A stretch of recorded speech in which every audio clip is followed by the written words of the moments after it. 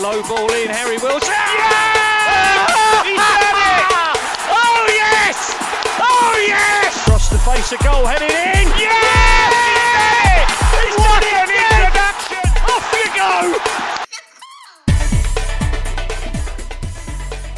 Hello and welcome to That's So Craven, your one-stop shop for all things Fulham. This is Dave and this is After Dark, and we're streaming live tonight on both X and YouTube. So welcome to everyone joining us. Make sure you send in your comments and questions and we'll do our best to answer those as we go through the show. Obviously tonight we're going to be looking forwards, not backwards. We'll be looking forwards to Southampton on Saturday and the opportunity that awaits Fulham at St Mary's. First of all, for those of you expecting Mary Southgate tonight, you're going to be very disappointed. She sends her apologies, but unfortunately she can't be here, but she will be back next week. But we've got a great panel for you. And first of all, it's not only After Dark tonight, it's After Mark. And the guy that, valiantly stepped up on Monday to do the podcast with Elton when certain others were too hungover and were missing in action. I'm not going to mention any names, but Mark, how you doing, sir? I'm doing very, very well. Always pleased to be here. 3 for 3, so 3 times in a row. If only we had a striker that was that consistent and showed up every game and banged them in. Imagine where we would be. So there you go. I'm the Fulham Asian, half Eastern European Chris Wood lookalike. So that's what I'm bringing to the table today. Well, yeah, you are. And you're more regular than any of us now. So as I said, we'll have to rename it After Mark. And we'll just rebrand and, you can run the show. So, we're also joined by the Putney perspective himself. It's Skibby. And I think he might have recovered, at least physically, from last Sunday. But we'll find out. Skibby, how are you? Yeah, still a bit ropey, if I'm honest, with some... Yeah, it was the only way that I could really deal with a loss of that magnitude was an accidental all-night bender, and woke up and went to bed around 7 a.m. So wasn't my finest hour, but also meant that when certain messages were flying around saying, "Can you jump on the podcast?" I was not in a position to say yes. I was fast asleep, but so apologies for that. But yeah. I'd like to question the use of the word accidental there. Maybe your interpretation of that word is different from mine, but understood. I'm in my 30s now, Mark. It's always accidental. Not at one point did I think, you know what, this is going to be such a great all-night bender. Let's do it. It was a, whoops, it's daylight outside, and I've just poured myself my last rum, I suppose. So there we go. But hey, you know what? I've recovered just about physically. I don't think I'll ever recover emotionally just because of how dominant we were in that first half. But hey, it's just frustrating to say the least. But as you say, onwards, upwards and forwards. Well, this is it. And of course, Elton and Mark, we had your expert analysis on Monday's pod, obviously mixed in with your wild theories. But it was a great show. And if you haven't heard it, make sure you go back and listen to it. It was a very cathartic experience. And it, cheered me up because of the wit that Mark and Elton brought to the podcast. So, great show. Well done, guys. And Skibby, I suppose, let's touch on Chelsea if we have to. I mean, what the fuck happened in the second half that game last Sunday? It was pretty obvious to me, and unfortunately, it wasn't obvious to Marco at the time. So I think I pinpointed in my own head, I suppose, sitting behind the Hammersmith end, you could see that Reece James was coming in centrally when they didn't have the ball, which meant the left-hand side was completely open. And I think it was Chalobah, who was always had 2-on-1, just because whenever we turn over possession, Robinson or Iwobi would be running at him, and it was just perfect. And I think that's where we saw a lot of the success. We saw Sessegnon get some success because they were always interchanging as well, because I think they were identifying that there was such a load of space down the Chelsea right that, just keep passing it down there, and with Sess coming in as well, offers us a natural left footer, can get the ball in quicker, and that's kind of what happened. We moved the ball into Iwobi. took a decent shot goal, and suddenly we score. Second half, they noticed that. They took off Reece James. They put Gusto on, who is a more natural right back, or defensive right back, I should say. And suddenly they cancelled all the space, and we were suddenly thinking, okay, now we've got to rethink it. And apparently and this is probably going to be no disrespect to Tom, but he's done some great stuff for us. But apparently our answer to that was, let's take off Lukic and let's put on Tom Kearney, who's got no legs in him. So we just got absolutely overrun in midfield, and then it's a really harsh thing to say, but categorically that's where we lost the game. As soon as Kearney came on, didn't have any legs in midfield, and they just run straight through us. And I think from memory, and I out of absolute protest, I refused to watch the highlights, so I'm only going off of what I remember seeing. But the Pedro Neto goal was straight down the middle. Just nobody touched him. I think Cole Palmer was allowed to run with the ball. And yeah, I think George was exactly the same. Just sort of ran through the middle, got it onto his left foot, found the bottom corner. And you're just thinking, does that happen with Lukic on the pitch? No. And I think looking back onto Marco's comments of, we wanted to protect the ball, we wanted to hold on to the ball, and we wanted to use it more. Going down the middle for me was not the change. For me, if you want to hold the ball and do something with the ball, then Willian was the most obvious person to bring on at that point. He's an intelligent player, probably the most intelligent player ever to play for Fulham. And he's still got a bit of, tricks about him just to be able to hold that ball and run it into intelligent areas and use it better. So, I mean, if you really had to sub Lukic in that situation, then why not bring Willian on for Lukic and move Iwobi into that position? Because at least he can hold the ball up and just have a bit of legs about him. But it's just that point of unfortunately for TC is just legs aren't there anymore. And as soon as you put him up against the midfield, which is the £1 billion team of Chelsea, of Enzo, Caicedo, and Palmer, you're going to get overrun. And that's exactly what happened, and that's pretty much how we lost the game. Yeah, can't disagree with any of that. Nail on the head. And I think rare admission. It was so obvious that the Kearney sub went wrong. Even there was a rare admission of guilt from Marco. He doesn't normally acknowledge kind of any mistakes, but even he had to say that was an error. I just wanted to point out that Jim's just put something in the chat about, all he can remember is Adama walking around where Chelsea were going forward.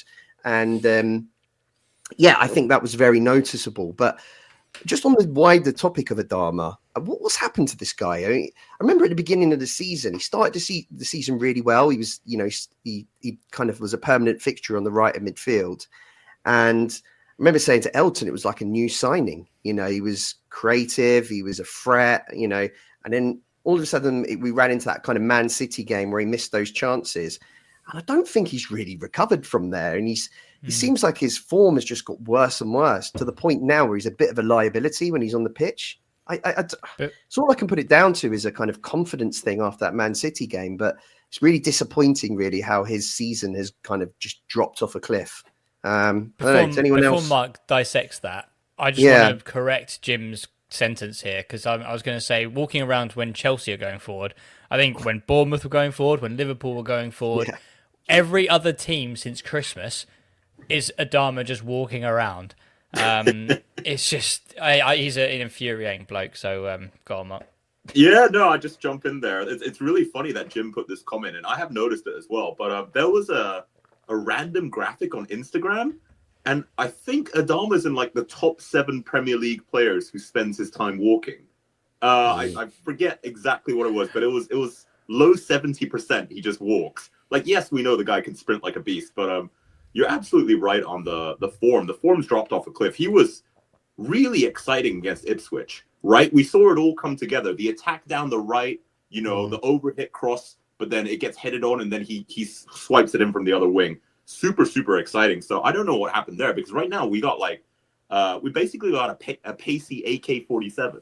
Like the product just is not there, and it's very frustrating to watch. And he was such a unique tool for us. That's why we're really excited to have him. We had him for relatively cheap. We know that he's super strong, really, really fast. We're hoping the finishing could be worked on. We thought comboing him with Anderson would unlock so many high presses, or at least put pressure on them to rethink. But you're absolutely right. Very, very right to raise that. It's not really gone well for him, bar like a short stint at the beginning of the season. He just doesn't run in behind. He's just you watch him and you're thinking, right, we've brought on Adama now. I want him to not go past, I don't know, probably within 5 yards of the halfway line. I don't want him to come into our half any more than 5 yards, just because he is the outball in my opinion. If Raul was going to come back, or Muniz in that situation, just drop about 10 yards just to try and pick up the pieces, he should be the furthest player up the pitch in my opinion, just because of his lightning pace. And if the ball drops to, like you say, we're under attack, we manage to get the ball back, it drops to Anderson, who's he going to look for? He's going to look for that wing, that diagonal, and Adama's away every time, surely. But I don't actually remember seeing Adama blitz anyone for pace probably since like Old Trafford in the FA Cup, maybe. I think there was some chances there, but he was a bit up for it then, because I think of the whole Martinez chat after he sort of told him to hit the gym. But he was a bit riled up, so I guess it would be the home game and the FA Cup game. But other than that, he just doesn't seem to. He drops too deep. He then overruns the ball. He gets tackled. Like, he tries to take on like 3 or 4 players. Sometimes it works and it looks fantastic. Most of the time, he just loses the ball, and you're just thinking, what are you doing? Give and go. Just pass it inside, give it to someone who can distribute, and leg it. That's exactly what we want from you. And we just don't see it. It's just so frustrating. And I don't know if it's carrying an injury, or he's lost his place in the team since after a strong start, that his head's dropped a bit. But I mean, is he got last year of his contract? I think he's got to be triggered. So I mean, has he been told that we're looking at other things and his head's just completely dropped? Whereas normally you'd think you'd be trying to play for a contract, or at least put yourself in the shop window that someone's going to pick you up. But he just seems to be absent. It's really strange. It is. And I think there might be something in that. I remember hearing that, I think it was in January, he was like linked with a move to Turkey. And you don't know what's going on behind the scenes of his agent. Maybe he will be moving on at the end of the season. I mean, go back 6 months to start the season, I was thinking no-brainer, not only triggering the extension of Adama's contract, but actually offering him maybe a 2 to 3 year deal, because he was just playing that well and having that much impact in games. Whereas now, I think the general sentiment amongst the fan base is, do you know what? If we just release him, I don't think anyone's going to be that upset, because he's just not offering what he was then. Now it's just, I think what the other problem he's got is because he's lost his place in the starting 11 too. He should be like the best sub ever because of the attributes that he's got, the pace, the strength, and all of that. But it doesn't really work for him off the bench. I can't remember too many appearances where he's come on and actually made an impact in the game. He seems to be, his best performances tend to come from the start. So it's got to be something around his mentality in starting games and coming on as a sub too. I don't know. It just feels like maybe we're coming towards the end and maybe his head's been turned, but it's just a bizarre drop in form, and it's almost night and day difference. And I think it's an interesting one in relation to this game too, because when you look at our bench for this game, obviously Muniz was out. He probably would have started, I think, but he was out with an injury. So we've now got Vinicius on the bench. ESR being out too meant that we had kind of Kearney, Willian, Vinicius, Adama.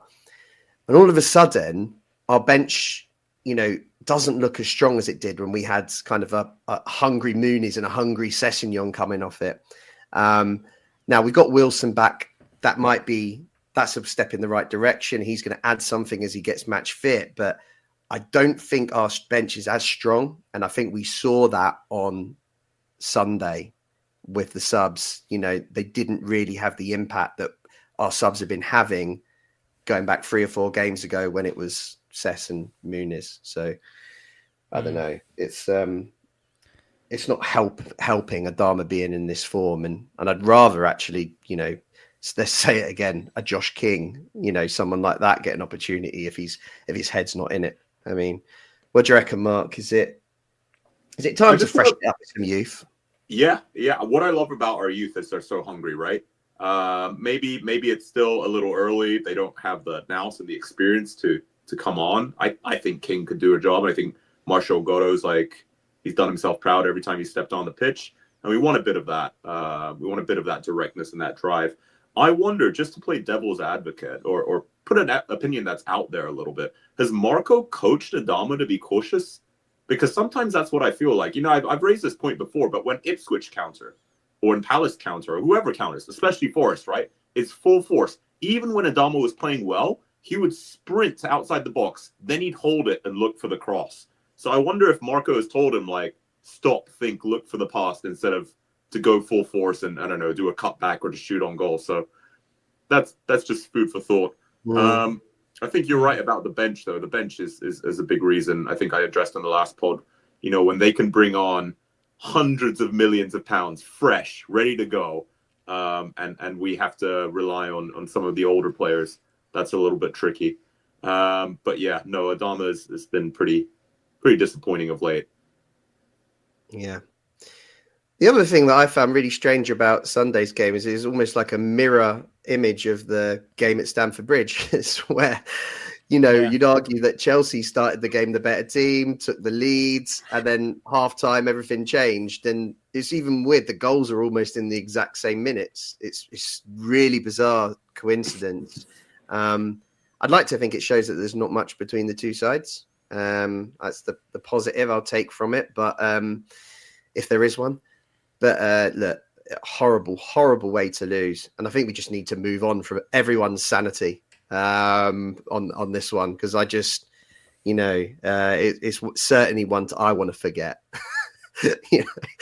And we've got a big game at this weekend. When you look ahead to the results, that I suppose the fixtures that we've got left, on paper, you'd have to say this should be the biggest opportunity to get 3 points. We'll go in as the favourites. Southampton have been relegated. They've been generally pretty abysmal this year. I'm putting together a lot of reasons why we should win, but it's a big opportunity, and one I think that we'd have to take advantage of to stand any chance of, actually making this 8th place in the league and having an opportunity at Europe. Guys, what do you reckon? I mean, if we can't get 3 points here, it's very difficult to see how we're going to get enough points to even challenge. It'd be a very disappointing result, if anything, other than 3 points, I think. Yeah, I'll hop in. You're absolutely right. Having said that, we have lost to them before. Not lost, sorry. We drew. We couldn't even beat Southampton at home, and that's deeply, deeply frustrating. I don't want us just to win. I want us to smash them. This whole season we've said, oh, there's a 5-0 in us. There's a 5. It just needs to click, and then that 5-0 is coming. Why not now? What a great way to bounce if we could recover and just absolutely spread out the goals. One for Wilson, one for Iwobi, one for Muniz, one for Raul. Just blitz them as hard as possible. Get our confidence up before that really tough run, to be honest. No, even this won't be an easy game, but we got Everton, Brentford, Villa, City. Not an easy run-in. Sorry for cutting in there, Skivvy, but your take. Go ahead. No, that's fine. I mean, you're not wrong. And I think it's going to sound really kind of arrogant, but at the same time, you've got to look where we are in the league, right? We're currently sitting on 48 points, going for one of our best ever finishes, whereas Southampton are sitting on 11 points. 11 after 33, 34 games, which is atrocious. That's currently on par with the worst ever from a Premier League team with Derby County. So to have that with 4 games left is pretty bad. So for us not to be able to really take Southampton to the sword is it's not acceptable, if I'm honest. I think, especially when you're talking like, we've got Everton coming up, which will be a very tough game. Got Man City at home, very tough. Everton, I said that. Aston Villa, extremely tough games. So if we get, like Dave said, if we're going to get anywhere near being in the top 7 or top 8, sorry, then this has to be the first 3 points. This has to be at least the start of anything. If we don't get 3 points here, I would say that's pretty much Europe and top 8 gone, because we can't just keep relying on Brentford, Brighton, and the likes just to keep dropping points with us. It's almost like none of us want that position right now. But hey, it's going to be, the pressure is definitely on Fulham. But obviously the fact that Southampton now have nothing to play for, they can't. I don't think they can even come out of 20th right now because they're just so adrift. That they're going to have zero pressure, playing for the fans, playing for pride at this point, which probably works more in their favour. But I mean, come on, we've got enough quality to sort of about us to sort of at least take them to a good 2 to 3 goal deficit. But it'd be interesting to see how we line up. I mean, I like Mark's analogy that we'll share the goals around, but I mean, Vinicius will be in because I think Muniz is still injured, unfortunately. I saw the points from the presser earlier. But mine serves me that I think under 21s we were really kind of putting all our eggs in one basket with this whole International Premier League Cup semi-final. So if you saw the team that was put out for that, Josh King was there. I think Godot was there. We really went for that. So it wouldn't surprise me that now, with the under 21s being where they are, we might be able to see Josh King come back in. We might be able to see Godot come back in. And I think, if memory serves me rightly, King actually started this game at home and did very well, really well. So it could be a game for him to come in, freshen it up a little bit. But, I think that would still be pretty harsh on Andreas, given sort of the performance that he's put in the last couple of weeks in that number 10. It's almost like you'll just be putting in King just for the sake of it, which, I'm not all for, and I don't think Marco is either. But for me, Iwobi scored in the last game, and Cess, for me, had a really good game as well. I mean, he wasn't that bad. So I still think he's playing well, and it would rock his confidence a little bit if he gets dropped at the first sign of, didn't really have much of a goal threat, but he did get an assist. So would Godot come in there? Probably not. I think it's definitely one where we put strongest team out and play how we know how we can play, and just really try and take the game to Southampton. Yeah. No, for sure. And the thing is the interesting thing is we keep getting Southampton when just after they sack their manager. So we've got, what's his name? This assistant that kind of put everyone behind the ball at Craven Cottage. That guy who made it really difficult for us that day. He identified quite clearly that we can struggle at home against a low block, and he lined up to basically stop us playing football when they had no real intention of themselves of winning the game, and they got what they came for, on that good day in December, which was obviously a really bad result for us at home. And as Skibby said, now they're relegated. The kind of pressure's off a little bit. They're kind of, I suppose, a lot of the players will see it as an opportunity to be in the shop window. If they can perform well in these last few games and get a goal or put some good performances in, they might get spotted by other Premier League teams and that might be interested in buying them. So you can see perhaps they're a wounded animal, and they'll be up for trying to give their fans something to cheer about, because it's been a miserable old season. So it's not an easy game by any means, and we will have to be at our best. I kind of agree with Skibby that I don't see much change in the first 11, especially because Mitrovic. What was I talking about Mitrovic? Muniz is injured. I tell you what I was thinking of Mitrovic is because I remember the last time, and Jim's just mentioned this, where they had their last time they were relegated, we played them and we beat them 2-0. And I think Mitrovic, it was his first game back after the ban, wasn't it? And he scored the second goal. I think it was Vinicius got the first one, if that gives you any confidence for his inclusion on Saturday. But yeah, I think it could be a tough time to play them if we're not at our best. I think, as Skibby said, first 11 is probably there or thereabouts. And actually, maybe the opportunity is for some of the youngsters to take some of the bench positions from players who are underperforming, the likes of Kearney and Adama. I don't know. I don't know. Well, and does Smith Rowe walk straight back in, given he's had a bit of a tough time and he's just come back from injury? That's going to be a strange one. But yeah, it was Simon Rusk. I think he's also caretaker now again. But yeah, it's just tough to break them down, isn't it? But I mean, Mark, how are you feeling? Are you optimistic? Yeah. I mean, you have to be, right? If we're not optimistic about Southampton on possibly a record low points, maybe not. I don't know. They're pretty much bottom anyway, and they're down and out. Then when can you be confident? I actually was hoping that ESR gets a run out, and we've said it before, but he needs to be able to do it against these teams. He needs to. We brought him to be the creative player, the one that can unlock these defenses. God, he's got to do it against a disheartened, demotivated Southampton. Like this is his moment to shine. Just throw him out there for a bit and see what happens. I've fought his corner for so long. I want some fruit out of it, you know.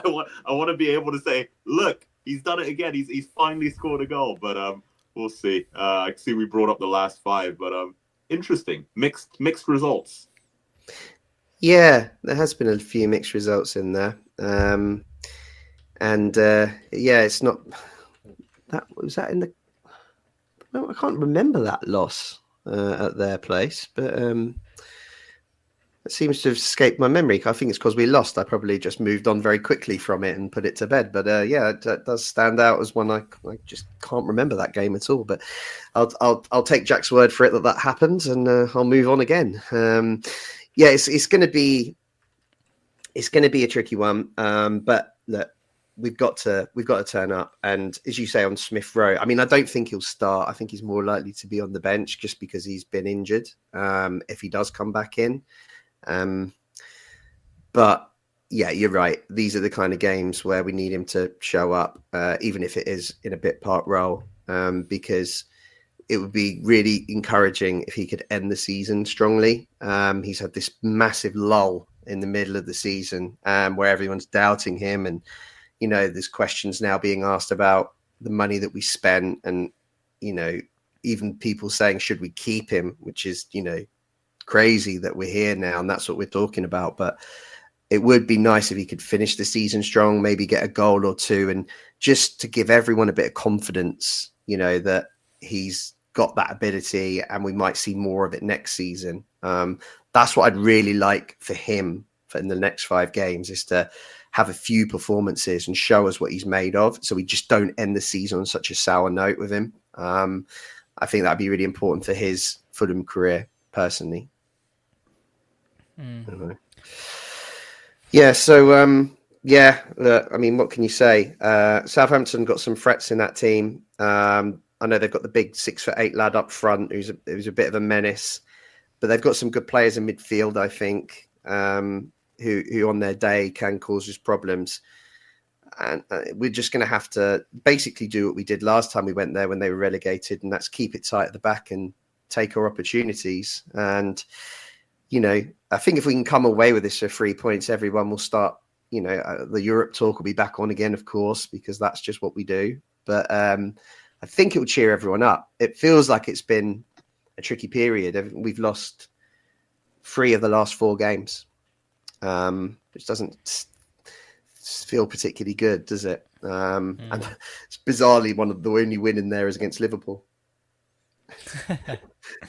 It's just a bizarre team we are this year. For sure.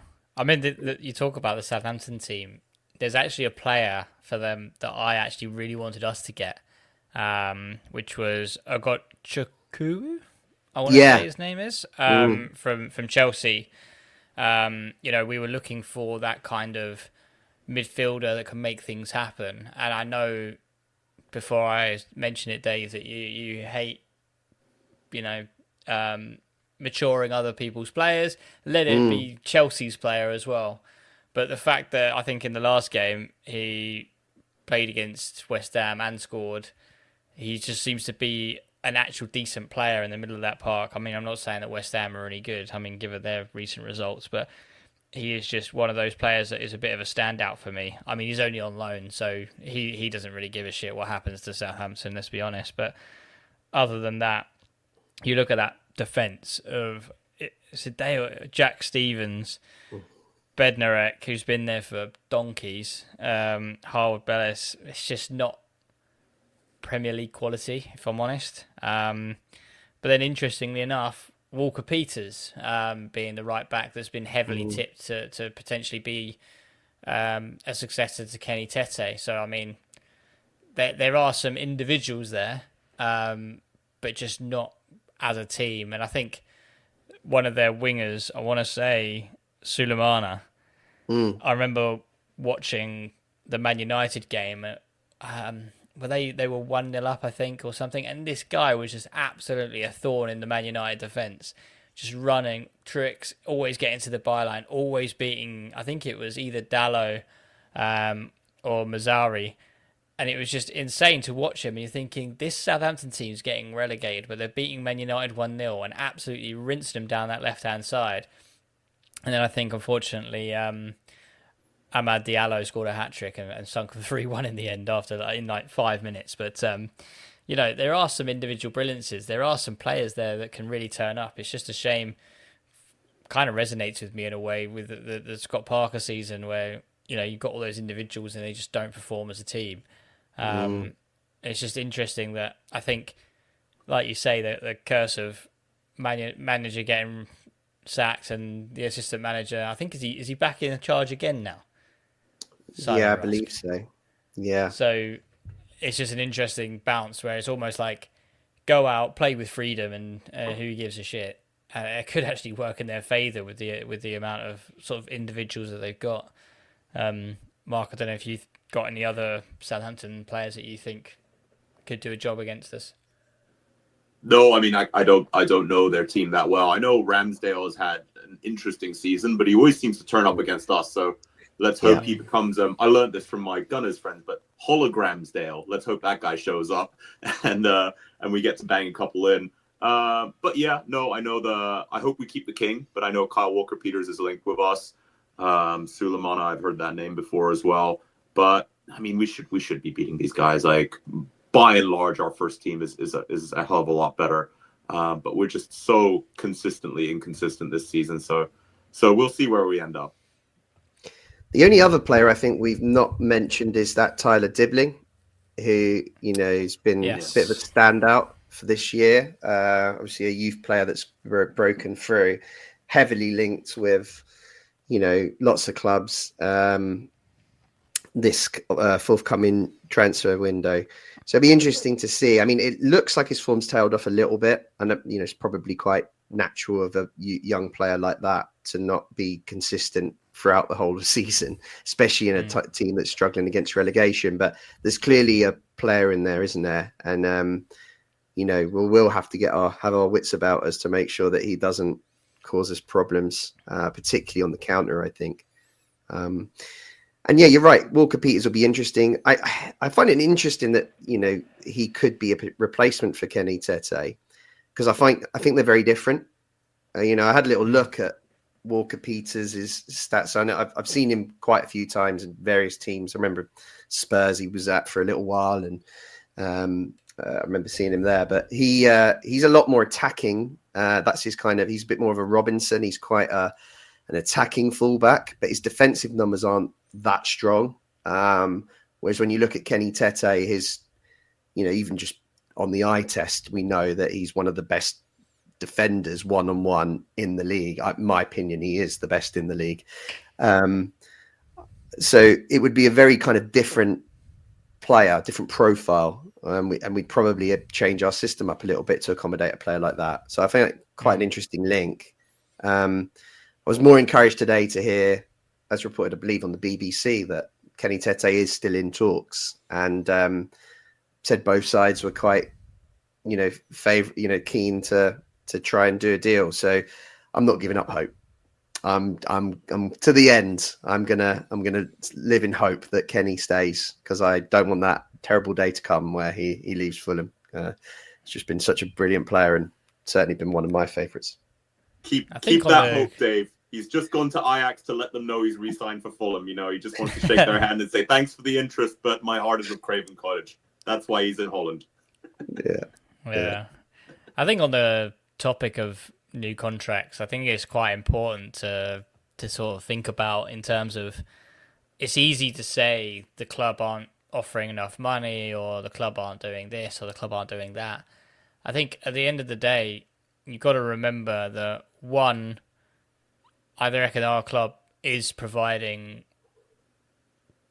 competitive salaries, I would say, but at the same time, you've got to remember there's a demon in their ear, and that demon in their ear doesn't get paid as much, really, if the player wants to re-sign with Fulham.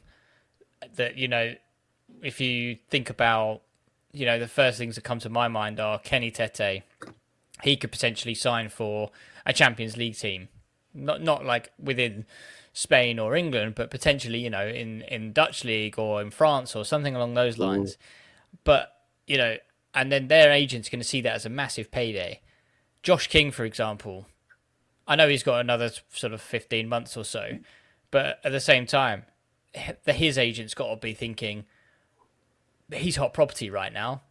I might, he might not fulfill his potential, therefore it might not be worth much. But if I cash in now and try and get him a big move when he's 17 and really not ready, it's definitely in the agent's interest to make that happen. And we've seen it all too many times, that just in their ear telling them what's great and what's not going to be. So I think it's quite easy to say that the Khans aren't doing X, the Khans aren't doing Y. But to be honest, if Kenny was to leave for Ajax or Champions League football, who am I to say that, that's the wrong decision, or that's something we just can't compete with? Because realistically, we can't. All we can do is throw money at him. I don't think Ajax can compete financially, given what they talk about in the Dutch leagues. But it's just a difficult time when you think about, why can't we just do X and why can't we just do Y? It's so complicated, and I really hate agents with a passion.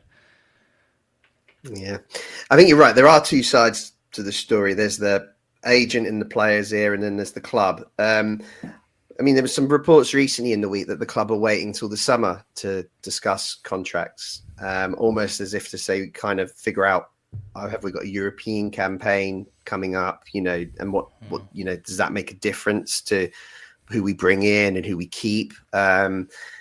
Or maybe it's even they want reassurances that Marco's staying before they, sign some of these players. There's so much that could be going on there, but I don't know. It makes me feel a little bit vulnerable that we've got so many players kind of coming to the end. And it's not just this season. It's players like Muniz, who's got a year left, is on tuppence by Premier League standards, is proven now a Premier League goal scorer.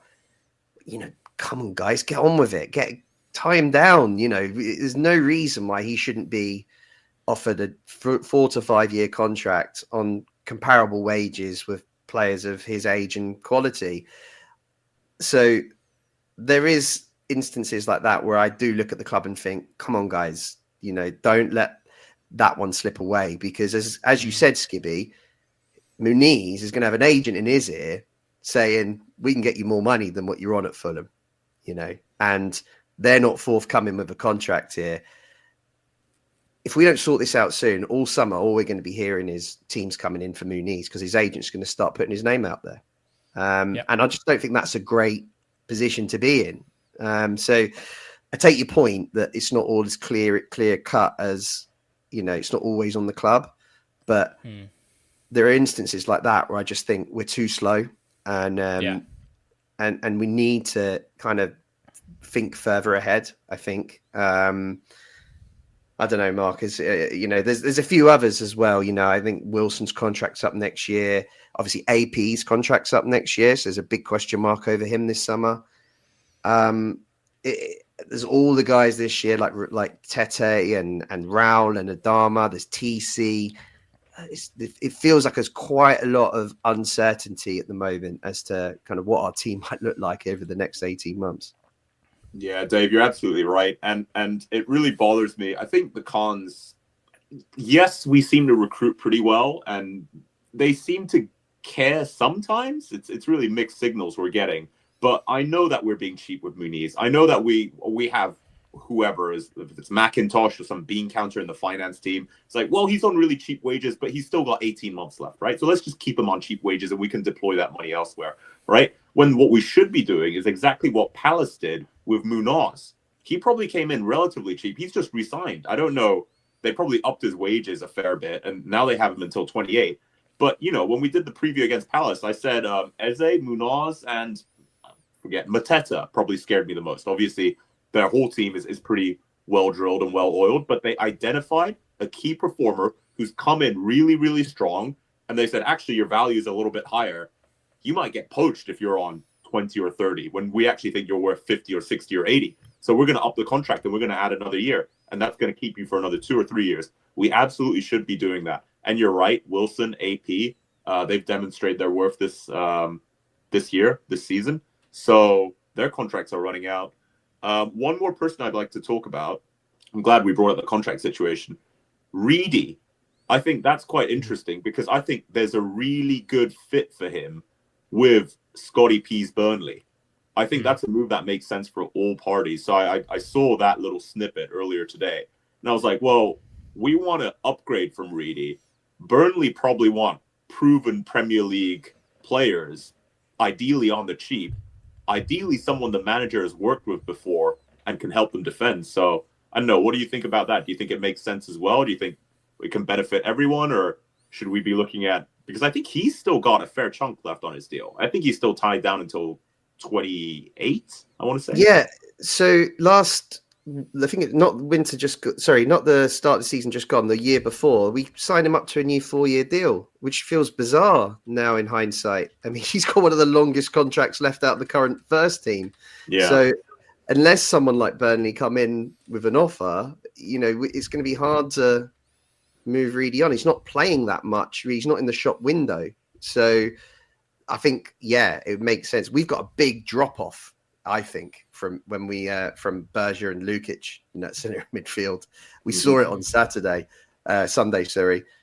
Kearney is looking like his legs are now catching up with him and doesn't look the player he was last season, the year before. And Reedy, Marker just doesn't seem to trust him since he's been injured. So if they're not going to be challenging the first team, then move them on, because we need to improve in that position. And there should be more competition for Berger and Lukic, I think. So, 100% agree with you. I think a move to Burnley would be a great fit. Jim's just shouted Joa. I know you mentioned this on After Dark last week. There's been even more rumours, Skibby. There have.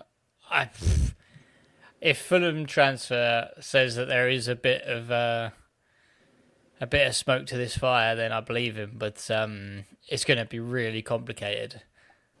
I mean, what an upgrade it would be though if Reedy went out and we brought Zhao back in. Like, that would be an unbelievable. That's like trading in. No disrespect to Reedy, but that's trading in a Kia for a Lamborghini. That's pretty good upgrade. But I mean, when I say complicated, it looks like he's not part of company's plans.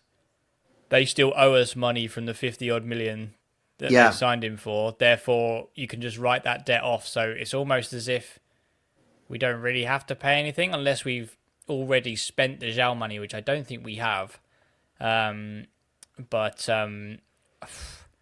it'll be tough, to be honest. And I think it would probably come down to Europe again, because he's going to have other suitors, right? There's going to be... He could go back to Sporting, like play the Champions League in Sporting. He could go to, I don't know, Italy. I reckon Italy, Serie A is a very physical league. He could fit in I could see him walking into like that Inter side, AC Milan, anything like that. He could probably walk into those sort of midfields.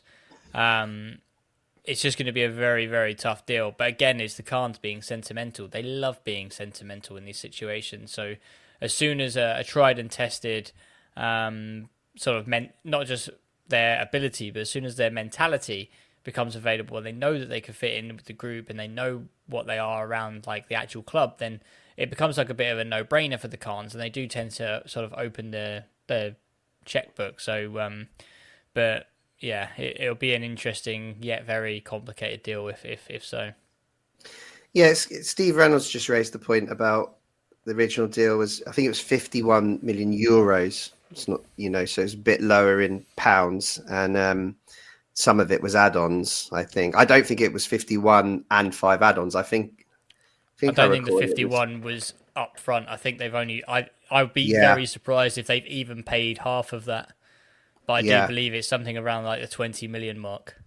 See, and that's the thing, and that's what makes me wonder if we do have an advantage. I think there's a couple of facet points to this. I think one is if they owe us money, it's quite an easy deal to do, because we just cancel that debt and take him back. Whereas other clubs would have to find that cash for a 30-year-old player, who's kind of got his limitations, right? I love the guy. I think he's absolutely sensational at what he does, but he won't fit in every team, as we've seen this year at Bayern Munich, right? So it's a big outlay for a team that needs a very specific type of player. And it might give us the advantage there. The thing that I think is a bit more bizarre is, would he want to come back? He spent all this time talking about this move and how it was his dream and wanted to go there. He's gone. It's not quite worked out. Is he ready to just kind of write that dream off and come back to Craven Cottage? It seems a bit strange to me, but it's, I don't know. I mean, touching on what you said though about, does he fit the squad and does he fit any squad? I think this is a real I told you so moment. When he was talking about going to Bayern Munich, I was saying that how fantastic João is in a team like Fulham, where we're not always on the back foot, but we're strongly on the back foot and we need to win that ball back. And he was an absolute terrier. But as soon as he goes into a possession-hungry Bayern side, I just don't see where his qualities lie, if I'm honest, because he just...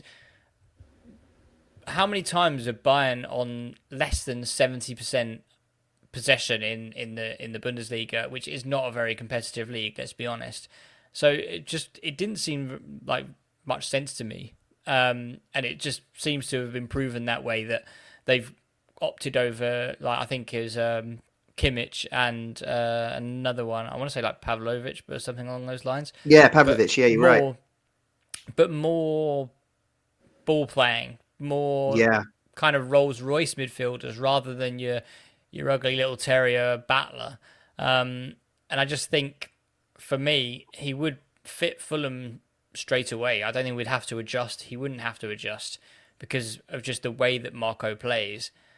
He just has that sitting midfielder who just protects the back four, and it just seems like a no-brainer. I think where it would be tougher is probably for Lukic and Berger, because we saw it time and time again in the season before Palhinha left, which is Lukic went missing. Every time he was paired with Palhinha, he went missing. And it's going to be a real shame because we've now started to see a real quality in Lukic. So to see that diminish just because we want to bring back our sort of star CDM for kind of sentimental purposes. I'm not saying that he can't offer anything for Fulham, but I do think that bringing him back would potentially be harmful to, especially Lukic, and I'm not too sure about Berger, whether he would get lost as well. So that's something for Marco to realise is we've spent 35 million on Berger and Lukic. Neither of those fit the bill now because we've got Palhinha and we're back to the drawing board to go and get him another centre mid partner. Could be a point for him to discuss. No, it's a good point. I think that I mean, my personal opinion, actually, in recent times, I think Lukic's best performances this season came earlier in the year when he was playing that number 6, when he was playing 6 and Pereira's in the 8. Yeah, he was racking up the cards, because he was the real ball winner in there. But I thought he played brilliantly. And then obviously Burge came back into the team, and Lukic had the suspension and I think an injury. So he had some time out. So he's only more recently kind of come back into the team in that 8 role. And I don't think he's had as big an impact in that role as he did first half of the season in the 6. I've found at times it's been a bit like last year where he's not been in the game as much as I'd have liked. He's not played poorly, but he's just not had the same impact. I've also noticed with Sander Berger that especially in the last few weeks, he's been brilliant this season. He's been a massive win. He's probably been our best signing of the last transfer window, right? He's been excellent. But I think in the last few weeks, I do think there's been occasions where he's been a bit soft in letting in the counter when the teams have been counterattack on us, and he's not given away that professional foul or made that tackle to kind of stop teams running at us through the middle of the park. Where, like, for example, like McAllister against Liverpool with that first goal they scored, there's no way in hell that João Polina lets McAllister run past him like that and get a shot away. It just ain't going to happen, But he would have been taken out at the very least.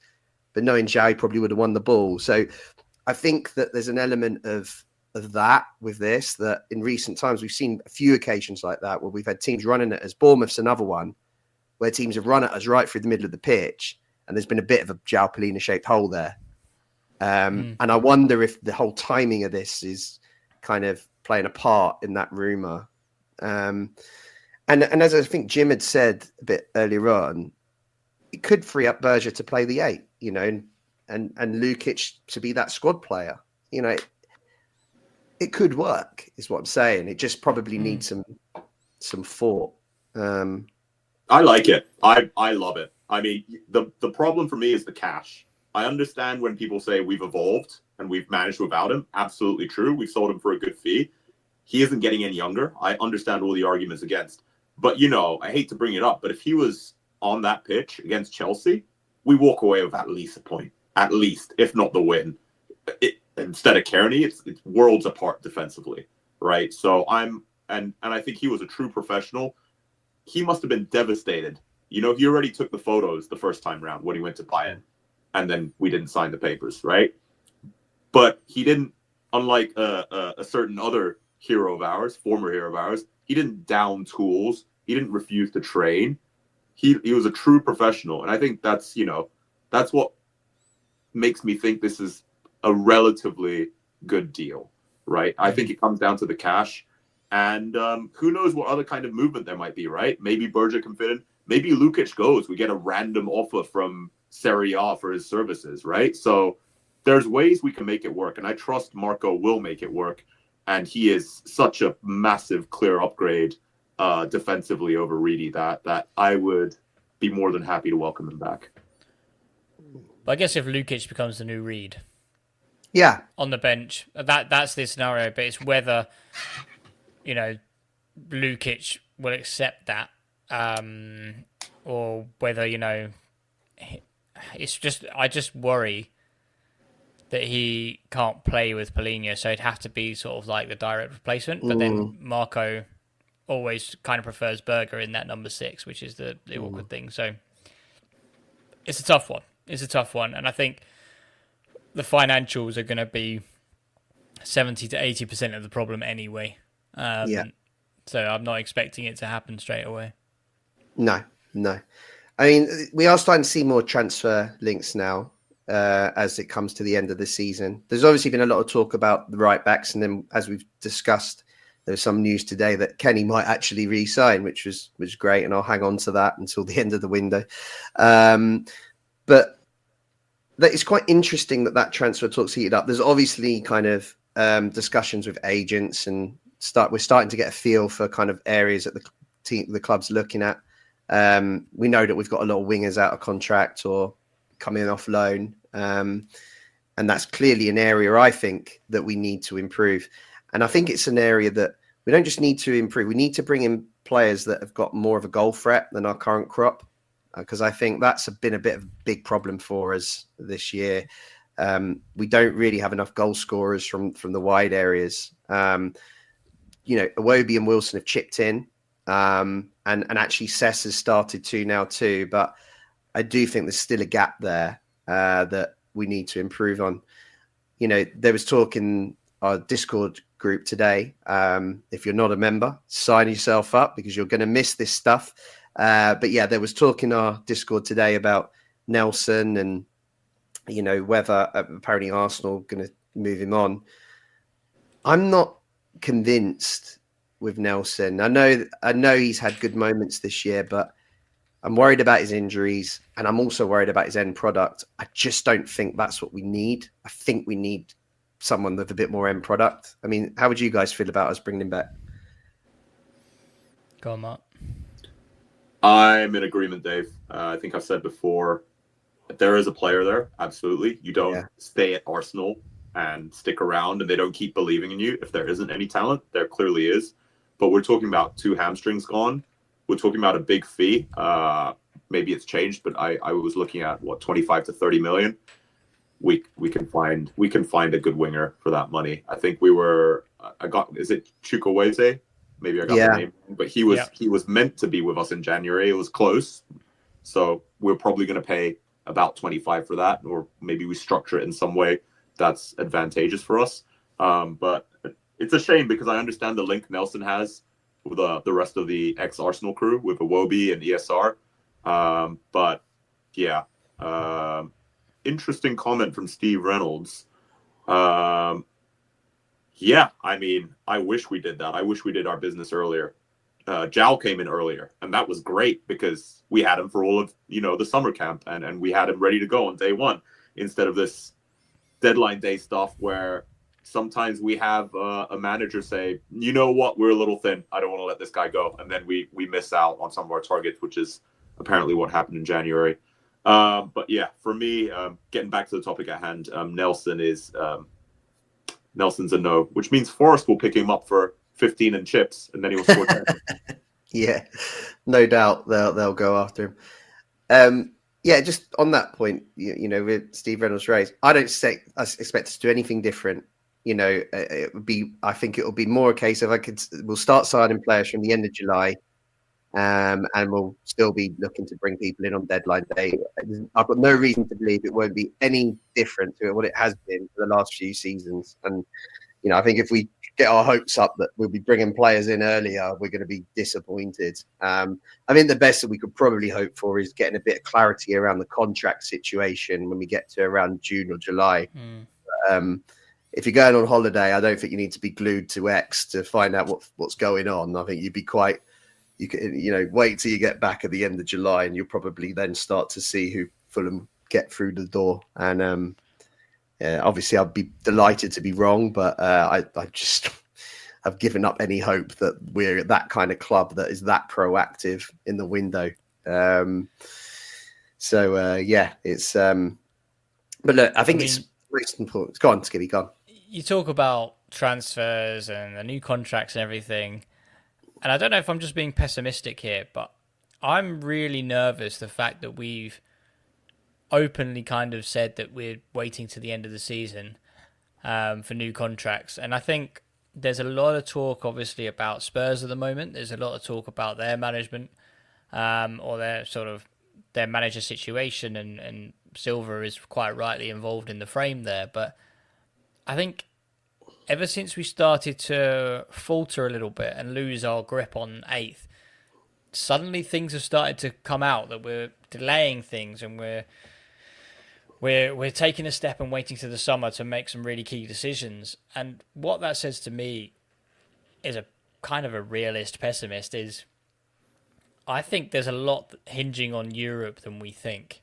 And I think that also includes Silva. I think he is definitely going to be focused on the job at hand, and he's focused on getting this team to Europe. But if we don't get Europe, I think a team will come in who can offer him Europe. And I think may not be Spurs, but there are other teams in Europe who will have a look at him and potentially be happy to pay his release clause. But also, there's also things around sort of Muniz and him stemming on whether he wants to sign a new contract, because I think Marco is definitely a big deal for him. And, you know, Andreas Pereira was clearly one of those that Marco brought in and made a big priority and stuck with him when he was potentially not playing his best. And I think even him now sort of and ahhing, and his agents putting things out there with Atletico Madrid and other things. Part of me starting to think that it's really make or break for Fulham if we get Europe or not, because not only will we not be able to progress and potentially bring in transfer targets that we want, because those transfer target lists, they're going to be vastly different if we are in Europe, if we're not in Europe. The new contracts of whether we want to keep, you know, certain players. Do we keep TC if we are in Europe? Potentially not. Do we keep, you know, other players, like Reedy being one of them, is definitely one that we can let go. Can we bring in João Paulinho if we're not in Europe? Probably not. Do we keep Silva? Probably not. And, you know, the more that it ticks on and the more that I start to get in my own head about it, finishing 8th is very, very crucial for our progression, just from where we've got to, because I do feel like if we don't get Europe, we may have a bigger rebuild in summer than we actually think. Yeah, there's certainly some logic in that. And I think I even extend that to season tickets. I you know, obviously we haven't had our announcement yet about the pricing for season tickets. And I think they're waiting as late as they can to see if Fulham have made Europe or not. Obviously, if we do, they get some extra revenue from gate receipts next season for home games. And that might play a factor in how much they charge season tickets for the Premier League. I'm not too sure. Yeah, I think I think you're right. I think there's a lot of decisions on hold at the club until they know what's happening next year. I don't necessarily think it means Marco leaves. I think that Marco would only leave if someone pays his buyout clause and offers him, you know, a better opportunity than he has at Fulham. I'm not naive enough to think that Spurs are, Spurs, he turned a team like Spurs down, but I'm not convinced they'll pay his buyout when there are other managers on the market that they can pick up for nothing or for a much cheaper price. But I take the point. I think that certainly around squad building, I think you're right. I think that might be playing a big factor, and that might be why everything's kind of on hold. But it just feels like we're leaving ourselves a little bit vulnerable. Yeah, it's an interesting one. God, we're coming out of all the theories today. It's it's been a good one, but it's time to start talking about transfers, I think, now in the summer, because, you know, we've got these 4 games or 5 games. After Saturday, we've got Villa, which is going to be a tough game. Everton, which I think it looks as tough a game as, you know, we could get at home at the moment. You know, they are exactly the type of team we normally struggle against at home, you know, strong low block. And Moyes has got them really organised. I can think that's going to be if we can win that, I think that'd be a fantastic result against, you know, this new Everton side under Moyes. Brentford, they're going to be gunning for us after the game at Craven Cottage. And then City on the last day, you know, might have something to play for. You know, they might be fighting still to get in those Champions League spots. So as you say, it's and these games are going to come, I reckon, quite thick and fast now. We're talking a month now to the Man City game.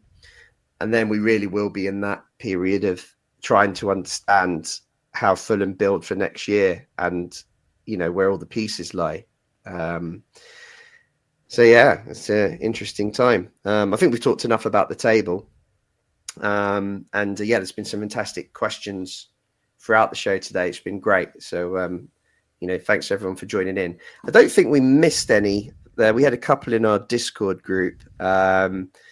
Couple of that I'll just read out now. I think we had one from Jungle Whites, and he said, when does Carlos get sent off against Southampton? It's a bit of a prediction game. Well, we know he'll come on as a sub, so it's going to be late in the game. But Blimey. 72nd minute, I reckon. He's going to swing for someone. After coming on the 71st, right? Yeah. No, he's 72nd. He swings for the fourth official. Yeah. I mean, to be honest, he's got it in him. You know, like he was pretty frustrated last year when he was a bit part player, and he was, you know, as we all know, very lucky to stay on the pitch on a few occasions. Imagine what he's like after missing basically a whole season. He must be fuming. So it's an interesting point in there, but he is a bit of a liability. Don't forget it.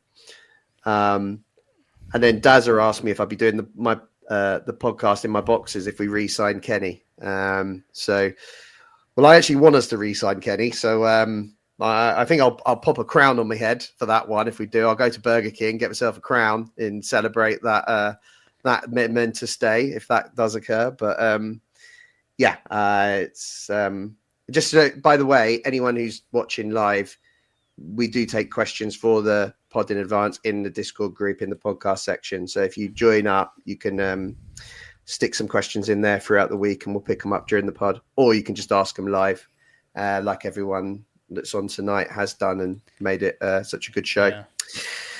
I was just trying to rack my brain of why I did a podcast in my boxes, and I couldn't remember what it was, but it was Stansfield signing for Birmingham. I said, if Stansfield signs for Birmingham, I'll do it in my boxes. I couldn't believe it when he left for 15 odd million, but to a League One club. But there you go. Well, what's it going to take for you to get those boxes out on the camera? You know, give the people what they don't want. If Zhao comes back, there's your next one. If Zhao comes back, then I'll do it. Make it happen, universe. I mean, I've got to be careful with some of these. I only just dodged a Willian tattoo by a window. I said if we re-signed Willian in the summer, then I would get a Willian tattoo. And he only signed, I think, it must have been January, so end of the January one. So very, very lucky. Jim asks, is anyone going to Southampton? I'm sadly not. I don't know if Dave is. No, unfortunately, I'm not. I know Michael, who's been on the pod before, he'll be going, and I'm a bit stuck actually. I haven't got too many games left this year now, just because of various commitments. But I'm sure it'd be a fun day. I know we sold out, so that's always we have a good atmosphere down there. I think we generally tend to sell out at Southampton, so I'm sure it's going to be a great crack down there. And as I just hope it's a good afternoon for everyone. I hope we bring back some points. And actually, I don't really care how we do it. I know Mark wants a 5-0. I'd take a 1-0. I just want 3 points. I think that's the most important thing on Saturday. And I am a little bit nervous. I'm kind of optimistic, but a little nervous just because of our current form and also the fact that Southampton, as we said earlier in the pod, the pressure's off now, and you just don't know what you're going to get. That's kind of the little bit of the overarching fear that I possess. So cool. Okay. Blimey, 1 hour and 7 minutes. Probably time that we shut this thing down and called it a Thursday. But yeah, as I say, thanks Skibby for joining us. No worries. Thank you very much for having me. And I've recovered. I've had me a pint of lemonade, so I feel a lot better. Good man. And after Mark, good man. Thanks for joining us. Always a pleasure, Dave. I did not have a pint of lemonade. I had beer in this, even though it's a mug, but I joined in spirit. Yeah, that was the thing. We noticed that before the show went live today, that Mark drinks his beer out of a teacup, which is very bizarre. So feel free to offer him some abuse in the comments. Thanks from me to everyone who followed live and all the excellent contributions that came through. As I say, Mary is promised she'll be back next week. So tune in for After Dark next Thursday night, and also tune in after Saturday's game. We'll probably do a pod on Sunday, I'd imagine, to cover the game. And we look forward to discussing that and discussing 3 points for Fulham. So thanks again to everyone, and come on, you Whites.